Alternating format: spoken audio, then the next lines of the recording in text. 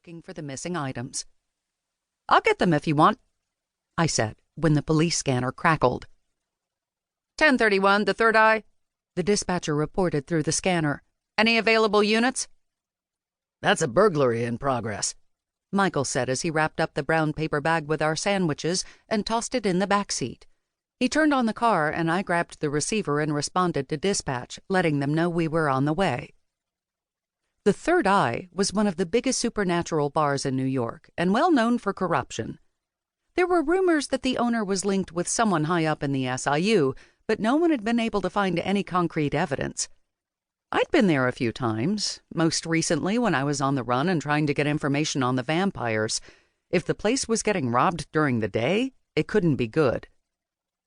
Michaels turned on the sirens and we sped through the city streets. We weren't far from the bar, just a few blocks away, but with Manhattan traffic it would feel like hours. When we finally pulled up in front of the bar, we hopped out, reaching for our guns. "I'll take the front, you take the back," I whispered to Michaels, and he nodded, running to the back exit of the bar. I gave him a few seconds to get in place before I opened the front door and peered inside. The inside looked the same as it did the last time I was there. The bar was on the left, the walls were lined with plastic-upholstered booths, and the center of the room was scattered with a hodgepodge of mismatched tables and stools. At night, it was dim and mysterious, but since it was daytime, the daylight filtered in and I could see how dated the bar was. Paint was chipped and faded. The wood panels of the bar were old. But none of that was more fascinating than what was unfolding in the center of the room. A man was on his knees, and another person in a ski mask was hovering over him, a black duffel bag slung over his shoulders and his hand outstretched. A yellowish-white glow fizzled from his fingertips, as if threatening to shoot at the man on his knees.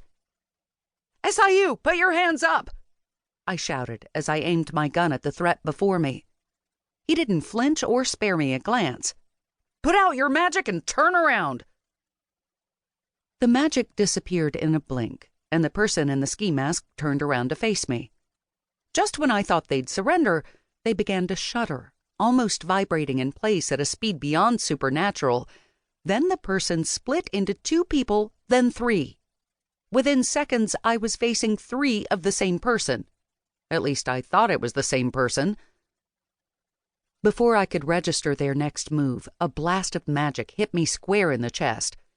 They threw it so fast it was as if I'd blinked and it happened. I was thrown back against the opposite wall with a loud thud. The blast took me by surprise since I had the Celtic triquetra, which looked like a three-cornered infinity knot within a circle, tattooed on my hip that was supposed to protect me from malicious magic. However, it didn't protect me from the force of it, just the intent. The rear exit doors burst open and Michael stormed in firing his gun, but the bullets ricocheted as harmlessly as if the multiples wore bulletproof vests.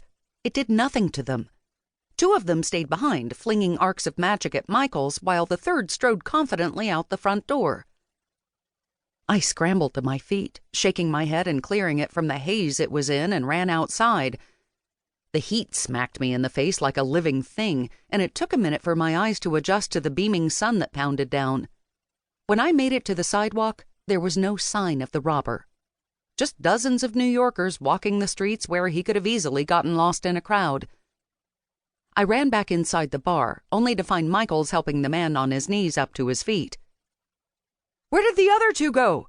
I called out from across the room as I holstered my gun. Michaels ran a hand through his hair. "They disappeared, like poof, out of existence."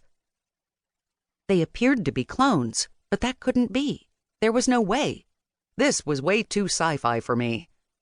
"Hello, I'm Detective Grey, and this is my partner, Detective Michaels. Can you tell us your name?" I asked the man before us. "Maximus Limogianus. I'm the owner of the Third Eye."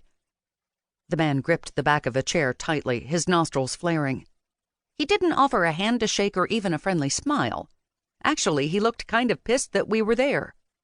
He had shiny ebony hair that was slicked back with gel and wore pressed slacks, a button-up, and suspenders. Very old-fashioned, maybe a little mobster-looking.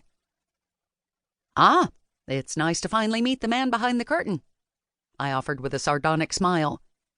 "So, tell us, Maximus, was this a deal gone bad?"